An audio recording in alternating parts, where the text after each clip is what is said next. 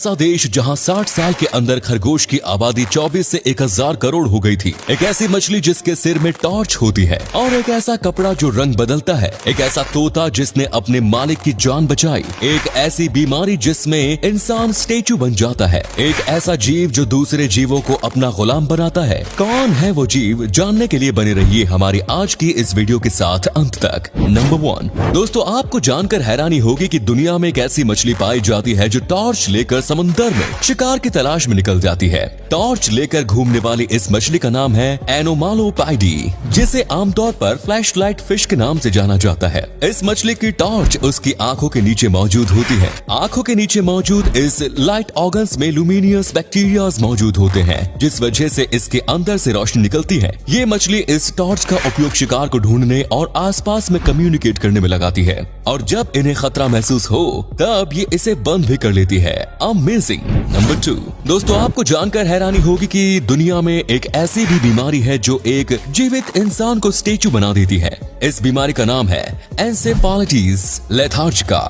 1920 के आसपास ये बीमारी महामारी बनकर फैली थी और दुनिया के लगभग 10 लाख लोग इस बीमारी के चपेट में आ गए थे, जिनमें से 5 लाख से ज्यादा लोगों की मौत हो गई थी, और जो लोग बच गए वो भी बस एक जिंदा लाश बनकर गए थे। उठना बैठना तो दूर, ऐसे लोग खुद से हिलडुल भी नहीं सकते थे। किसी पत्थर के स्टेचू की तरह ही इन्हें भी जिस पोजीशन में रखा जाता वो उसी पोजीशन में पड़े रहते थे। ऐसे ही एक शख्स थे फिलिप लेदर, जो 70 सालों तक एक स्टेचू बनकर जीवित रहे। फिर 2003 में उनकी दर्दनाक जिंदगी का अंत हो गया। नंबर 3, अगर आप भी कपड़े खरीदने के दौरान कलर के सिलेक्शन में कंफ्यूज हो जाते हैं तो फिर अब आपकी ये कंफ्यूजन हमेशा के लिए खत्म हो सकती है, क्योंकि जापान की एक कंपनी ने एक ऐसा कपड़ा डेवलप किया जो अपना रंग बदल सकता है। गिरगिट की तरह रंग बदलने वाले इस कपड़े को एक एग्जीबिशन के दौरान पेश किया गया था, जिसमें रंग बदलने वाले इन कपड़ों को कपड़े का फ्यूचर बताया गया। यानी कि कुछ सालों बाद ऐसे कपड़े मार्केट में आने लगेंगे जिससे कलर सिलेक्शन का सारा दर्द खत्म हो सकता है। नंबर 4 दोस्तों, आपने कुत्तों के द्वारा अपने मालिकों की जान बचाने के बारे में तो सुना होगा।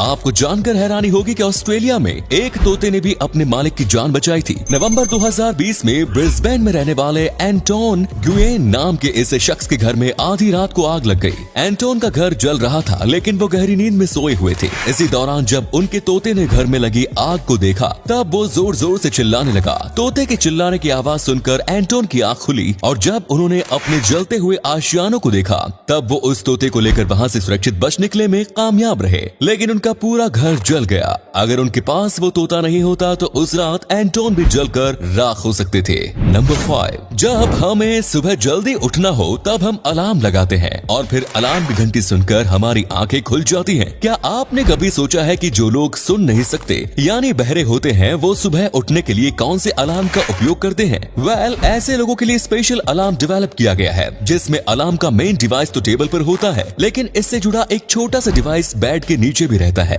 अलार्म का टाइम होते ही बेड के नीचे मौजूद डिवाइस वाइब्रेट करना शुरू कर देता है। साथ ही जो मेन डिवाइस होती है उससे अलग अलग रंगों की तेज रोशनी निकलने लगती है। तो ऐसे अलार्म की मदद से ना सुन पाने वाले लोग भी वक्त पर उठ सकते हैं। नंबर 6 दुनिया के कई देशों के इलेक्शन फिक्स्ड होने की खबरें आती रहती हैं, जिसमें कोई उम्मीदवार धोखाधड़ी करके इलेक्शन जीत जाता है। आपको जानकर हैरानी होगी कि दुनिया के इतिहास में एक ऐसा भी इलेक्शन हुआ जिसे इतिहास का सबसे ज्यादा धोखाधड़ी वाला इलेक्शन माना जाता है। ये इलेक्शन 1927 में लाइबेरिया में हुआ था। इस इलेक्शन में वहां के राजा चार्ल्स डी किंग को 2,43,000 वोट मिले, जबकि राजा के खिलाफ इलेक्शन लड़ रहे थॉमस जे फॉकनर को मात्र 9,000 वोट हासिल हुए। अब यहाँ पर मजे की बात यह है कि उस समय लाइबेरिया में सिर्फ 15,000 लोग ही वोट कर सकते थे। इस इलेक्शन की वजह से most fraudulent election in history का गिनीज वर्ल्ड रिकॉर्ड भी चार्ल्स किंग के नाम पर दर्ज हो गया।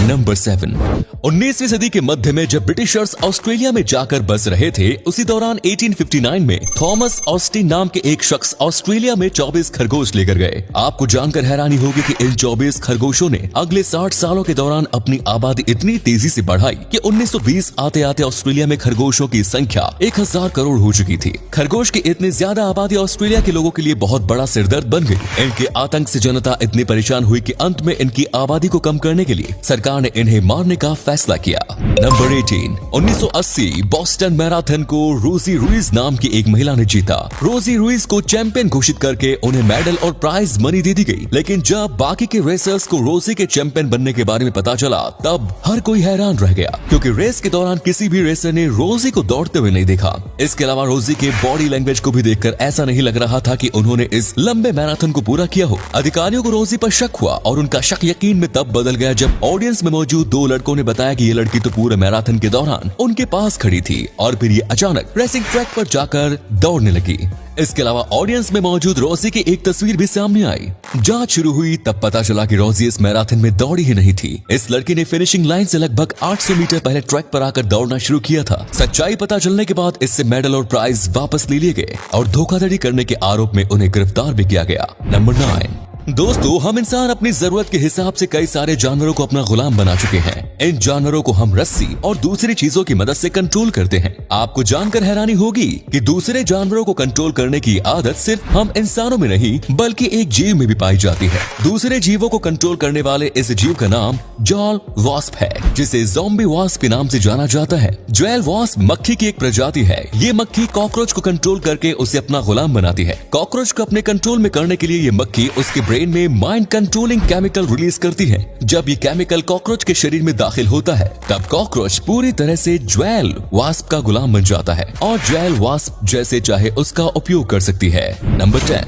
आमतौर पर दुनिया के सभी रेस्टोरेंट्स में खाना बनाने के लिए शेफ को नौकरी पर रखा जाता है, जो लगभग हर दिन एक ही जैसा खाना बनाते हैं। इस कॉन्सेप्ट को चेंज करने के लिए न्यूयॉर्क के एक रेस्टोरेंट ने एक नई चीज की शुरुआत की। इस रेस्टोरेंट में खाना बनाने के लिए किसी शेफ को परमानेंटली नौकरी पर नहीं रखा गया, बल्कि यहाँ खाना बनाने के लिए दादियों को बुलाया जाता है। हमारी दादी नानी खाना बनाने में कितनी माहिर होती है ये बात बताने की जरूरत नहीं, तो ये रेस्टोरेंट दादी नानी की इसी महारत का फायदा उठाते हुए उन्हें खाना बनाने के लिए बुलाया जाता है। यहाँ हर दिन एक नई दादी खाना बनाती है, जिससे यहाँ आने वाले कस्टमर्स को भी हर दिन एक नया डिश खाने को मिलता है। तो उम्मीद है आपको आज की ये वीडियो पसंद आई होगी। अगर हाँ तो इस वीडियो को लाइक करें। इनमें से कौन सा फैक्ट आपको सबसे ज्यादा अच्छा लगा कमेंट्स में जरूर बताएं। इस तरह के और भी इंटरेस्टिंग फैक्ट वीडियो देखते रहने के लिए चैनल को सब्सक्राइब जरूर करें। धन्यवाद।